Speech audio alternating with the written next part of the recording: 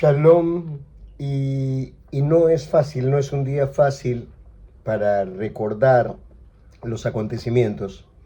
Según el calendario judío, hoy es el levantamiento del gueto de Varsovia, que en origen fue un 19 de abril de 1943. Y la historia no puede ser olvidada. Tiene que aprenderse la historia, recordar la historia, para que no se llegue a repetir. Donde sabemos que los judíos, como religión, estaban en el mundo, la gran mayoría en Europa, muchos millones. Y para 1933 sube al poder Adolfo Hitler y en 1934 elimina la competencia. Para 1935, y siendo que había comenzado con minoría de votos, y para hacer una discriminación hablará de quién es superior y quién es inferior con las leyes de Nuremberg. Y después de esto, colocando al judío con el gitano en el nivel más bajo. Continuará la historia, pero los Juegos Olímpicos no le permitieron por un tiempo mostrar este antisemitismo. Para 1937 estaba esta campaña expansionista de Adolfo Hitler y para 1938 ya dominaba a Chequia, Austria y otros lugares. Para 1939 hace el convenio con Rusia, dividir la torta que era Polonia. Para 1940 ya estaba tomando Francia y otros lugares. El judío estaba siendo disminuido, apartado. Y con este apartarse y disminuirle va a ser una etapa que se llamó de guetoización, que le llevó en Polonia 14 meses para terminar de cerrar esta guetoización. Llevó muchísimo tiempo. Y todo esto para 1941, que se había olvidado del convenio con Rusia, ataca a Rusia y ya no puede andar guetoizando, separando a los judíos. Y va a comenzar a tratar de matarles y demás, pero eso es imposible. Estás hablando de millones y millones de judíos. 1942, 20 de enero, y la Comisión Banzer se reúne para determinar la solución final al problema judío. Y va a ser que estos trenes que existían lleven a estos judíos a campos de concentración, de trabajo y de exterminio. Los jóvenes, los viejos ya no servirán para trabajar y morirán en las famosas cámaras de gas. Y esta es una historia que es la que más se conoce, pero por detrás había otros elementos. Y ya las cuestiones se complicaban y los judíos contaban que eran cada vez menos.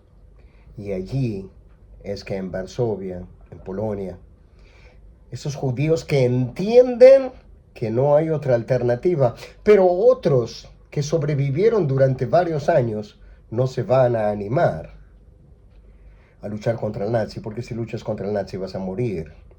Y si aprendiste a sobrevivir tantos años, y con la palabra supervivencia, ya la mayoría no va a estar activando. Pero unos pocos consiguieron armas, dispararon.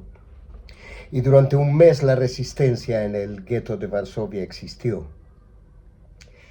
A la larga, todos terminaron en las cámaras de gas, campos de concentración, trabajar hasta morir y exterminio. Esto fue la realidad que hubo.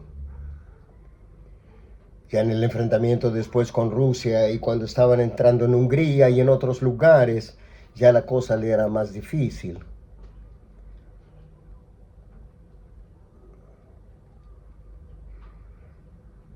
Para mayo de 1945, todos estaban felices, contentos. Terminaba la guerra, hasta que llegaron a los campos de exterminio y vieron los cuerpos de tantos hombres, mujeres y niños que no consiguieron cremar, y otros tantos que enterraron en fosas públicas masivas. Los soldados británicos, americanos, franceses, vieron estos campos de exterminio, vieron sobrevivientes de tantos años y le dijeron: ya estás libre, ya puedes volver a casa. Y pensaron: ¿qué casa? En Alemania, donde nos tuvieron como nos tuvieron, nos asimilaron, nos presionaron, o en Polonia, que en Polonia fue esta otra etapa, donde nos guetoizaron. ¿O luego qué? Donde vimos que mataron por culpa de nuestros propios vecinos que nos vendieron a nuestros padres, hijos, hermanos. No tenemos casa donde ir. Y la respuesta era una: la tierra prometida.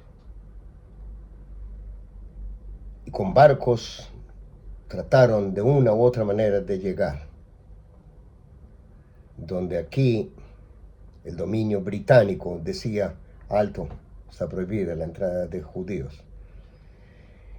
Y se empezó a luchar con este nuevo enemigo contra el británico, que se fueron, no sin antes llamar a las Naciones Unidas, que declararon que existiría un Estado para el pueblo judío.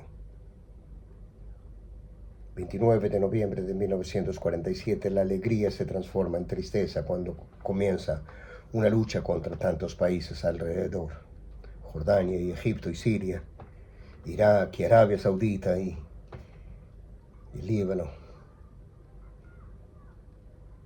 y la lucha por la independencia. Los británicos dijeron para 1948, el 14 de mayo, ya no habrá nadie aquí, de los británicos. Y como no pudieron llegar a Jerusalén, en Tel Aviv se declaró que iba a haber un Estado, que no sabían cómo se iba a llamar 3 días antes, si Zion, si Judá o Israel, y decidieron llamarle Israel. Y hoy tenemos el Estado de Israel como consecuencia. Tras haber visto, oído, entendido a través de la historia que fueron asesinados 6 millones de judíos en el Holocausto. Am Israel Hay. Y tenemos el Estado de Israel. Y tenemos 7 millones de judíos. Algunos piensan que la logística de Dios es incomprensible. Quién sabe, tuvieron que morir tantos. Y otros preguntan: ¿por qué Dios no cuidó? Y otros dirán: para que se cumplan las profecías, que todos los judíos vendrán a Israel, a Jerusalén. Y el día que todos celebren un Shabbat, y el día que todos estén aquí, la salvación será completa con el Mesías. Esto quería recordarles en el día de hoy, un día tan especial, día tan particular. Cada persona tiene un nombre, un memorial y un nombre. Así llamamos al Museo del Holocausto, que un día haré un video importante, un video grande, tal vez dividido en partes, para poder entender en detalle todo lo que sucedió. Pero Am Israel Hay, hoy, mañana y siempre. Algunos dicen: somos consecuencia del Holocausto. Somos una realidad. Antes éramos un pueblo, durante miles de años. Hoy tenemos un Estado para el pueblo judío. Esa es nuestra realidad. Ese es nuestro hoy.